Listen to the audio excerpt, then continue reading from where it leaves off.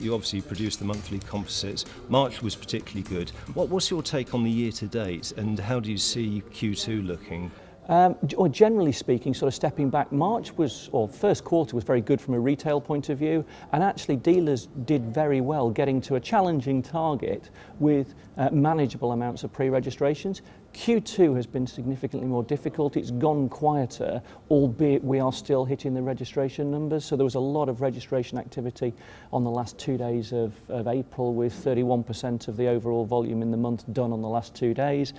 May, we're doing okay, but it's a bit more forced. There's not the same level of demand, so we're forcing the market.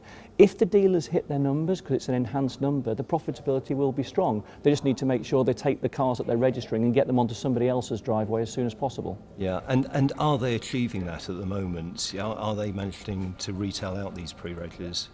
Yeah, as a general statement, yes, they are. The top operators, absolutely, they always do, and they make a phenomenal amount of money out of it. But generally speaking, the industry has been able to process these vehicles as we've gone through the last couple of years. It's not a new phenomenon, it's been happening for a while, and those cars have managed to flow through without crashing the used car market.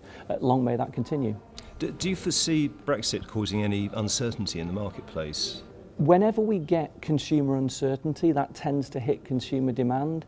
And the one thing that's not going to change is the number of vehicles that we need to register over the course of Q2 and Q3. That number's pretty fixed, or fixed and increasing. So if we've not got the same demand from consumers there, the industry is going to have to force those registrations, which is not great for medium-term profitability.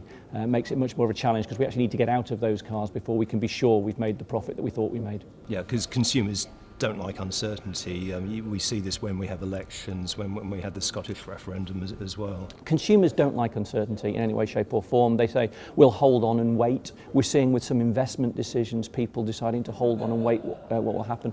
The biggest force that's impacted the UK over the last 2 years is the desire to sell cars here by the OEMs and the national sales companies, and the favourable exchange rate has helped that. The uncertainty that we've seen recently over Brexit, where the pound has weakened against the euro, makes it less profitable for them to sell cars here.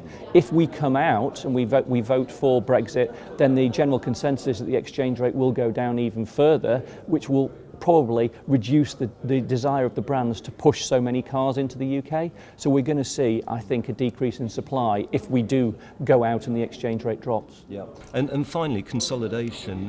How do you see consolidation panning out over the course of the remainder of the year? Because there's been a couple of key acquisitions already this year. So what's your take on that? There has been a couple of key acquisitions, and there's going to be a couple more as we go through the second quarter and into the remainder of the year. It's going to continue. It's continuing apace. The larger groups have got a capacity and a desire to expand and want to grow. There's lots of people who are thinking that maybe it's the right time to get out, and there's a number of brands who are forcing change in their network. So we're going to continue to see change in owners and operators. We're starting to see some new entrants coming in from overseas as well. It's very difficult to home grow an entrant, but we're seeing people being brought in from overseas, and it'll be interesting to see how the Chinese get on. It's also very interesting that the Chinese dealers made it here before the Chinese brands did, because everybody has been spent the last 10 years worrying about when the Chinese brands are going to arrive and decimate the market. Well, actually the dealers have arrived here first. And that's a good point, because they've acquired 2 sizable Mercedes-Benz territories, so